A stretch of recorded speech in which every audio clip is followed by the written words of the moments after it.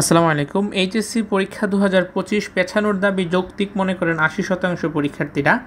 80% vote দিয়েছেন যে পরীক্ষা পেছানো হোক, 19% না এবং 1% হচ্ছে মন্তব্য নাই। অর্থাৎ তোমাকে A+ সংখ্যক শিক্ষার্থী পরীক্ষা পেছানোর পিছনে ভোট দিয়েছে। সো এই বিষয়টা আজকে আমি তোমাদেরকে জানাবো আপডেট। এ ব্যাপারে শিক্ষা উপদেষ্টা কী বলতেছেন এবং শিক্ষা বোর্ডের ভূমিকাটা কী সেটাও ক্লিয়ার করব। আশা করি আজকের এই ভিডিওর পরে তোমার পরীক্ষা পিছাবে কি পিছাবে না এই নিয়ে আর কোনো সংশয় থাকবে না এখন পর্যন্ত।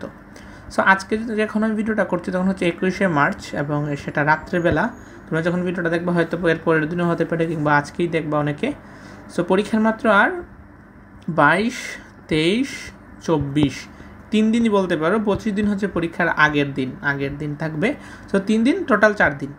সো এইচএসসি 24 ব্যাচের পরীক্ষা কিন্তু মাত্র 2 দিন আগে স্থগিত করা হয়। সো তোমাদের কিন্তু এখনও 4 দিন আছে, সুতরাং স্থগিত করতেই পারে। তবে এখন পর্যন্ত কি বলতেছে সেটা আমরা জানার চেষ্টা করব। তার আগে এখানে দৈনিক আমাদের বার্তা তারা এই নিউজটা, এই রিপোর্টটা করছে এবং সেটা 21শে জুন 2025-এরই আপডেট। সো তারা এক্স্যাক্টলি কী লিখছে আমরা একটু পড়ি, তাহলে একটু বুঝতে পারবো। আসন্ন এইচএসসি পরীক্ষার পেছনের দাবিতে রাজধানী বিভিন্ন স্থানে পরীক্ষার্থীরা বিক্ষোভ স্থান মিছিল মানববন্ধন করেছেন। তারা বলছেন করোনা ভাইরাসের নতুন ভেরিয়েন্ট ছড়িয়ে পড়ার পুরো স্বাস্থ্য ঝুঁকি উপেক্ষা করে পরীক্ষা নেওয়ার সিদ্ধান্ত অমানবিক, এজন্য তারা বাধ্য হয়ে আন্দোলনে নামছেন। শিক্ষা বোর্ড সংশ্লিষ্টরা মনে করেন এখনও পরীক্ষা স্থগিত বা পেছানোর পরিস্থিতি তৈরি হয়নি। এমন প্রেক্ষাপটে এইচএসসি পরীক্ষা পেছানোর দাবি যৌক্তিক বলে মনে করেন 80% মানুষ। দেশের শিক্ষা বিষয়ক পূর্ণাঙ্গ ডিজিটাল পত্রিকা দৈনিক শিক্ষা.com পরিচালিত এক জরিপে এই তথ্য উঠে এসেছে। জরিপে অংশ নেওয়া 19% মানুষ এ মন্তব্যে একমত নন। এছাড়া 1% মানুষের পক্ষে বিপক্ষে কোনো মত দেননি।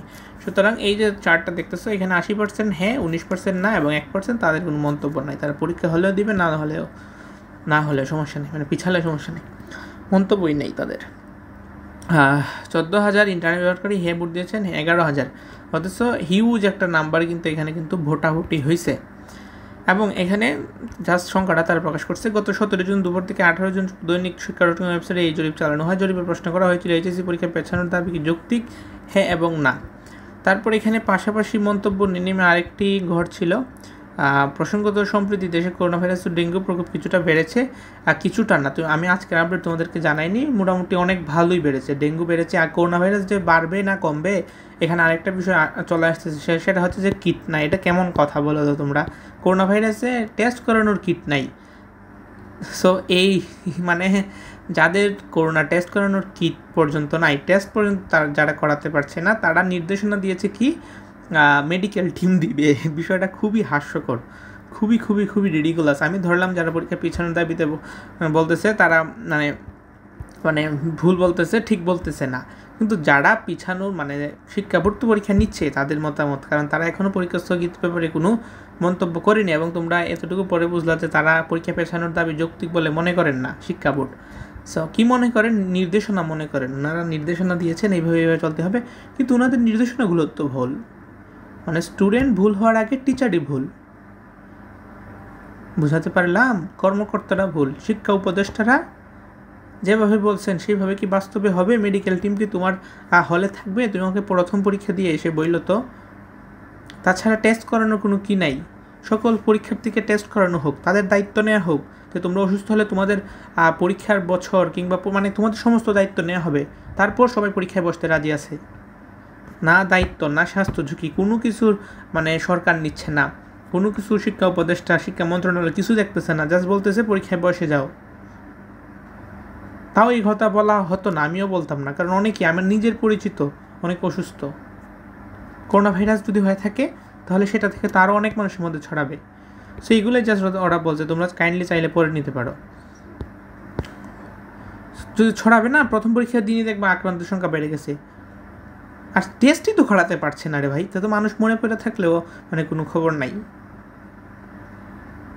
হ্যাঁ, কী একটা অবস্থা! আমি ডিরেক্ট বলছি না কিছু, কারণ তোমরা জানো যে আমাদের বাংলাদেশে একত্রে না বললে আসলে বলা যায় না, আসলে সত্য বলা যায় না এগেনস্টে হলে। ওনারা যে নির্দেশনা দিয়েছেন, ওই নির্দেশনা কি ওনারা মানবেন? পরীক্ষা হলে 33টা নির্দেশনা দেওয়া হয়েছিল, কয়টা মানা যাবে বলো তো তোমরা? প্রথম পরীক্ষার দিন এসে বলবা যে 33টা নির্দেশনার মধ্যে কয়টা মানা হয়েছে তোমাদের, এবং পরীক্ষা হল কয়টা মানছে? জেলা প্রশাসনের দায়িত্ব দিয়েছে তারা, প্রশাসন নাকি দেখবে কয়জন প্রশাসন দেখে একটু আমার বলিও। এগুলো কথা তিক্ত হলেও এগুলোই সত্যি। বাই চান্স তুমি অসুস্থ হয়ে গেলা, তখন তোমার স্বাস্থ্য ঝুঁকিটা কে নিবে? তোমার মৃত্যুর দায় নিবে? অসুস্থতার দেখভাল করবে? বাংলাদেশ হচ্ছে একটা মিডল ক্লাস ফ্যামিলিতে বেশিরভাগ স্টুডেন্ট যারা বিলং করে, টাকা পয়সা লাগে না নাকি? সো আজকে আর কথা না বলাই, আমি জাস্ট এই জিনিসটা জানাতে তোমাদেরকে ভিডিওটা করা, যে তোমরা কী আর আমি একটা ভুলও দিয়েছিলাম যে পরীক্ষায়, সেখানেও প্রায় 86% মতো ভোট পড়ছে যে না, পরীক্ষা পেছাতে হবে। আজকের মধ্যে পর্যন্তই, আর কথা বাড়াচ্ছি না। আল্লাহ হাফিজ। তোমরা কমেন্টে মন্তব্য জানাবা আর ভিডিওটা শেয়ার করবা তোমার ফ্রেন্ডসদের কাছে।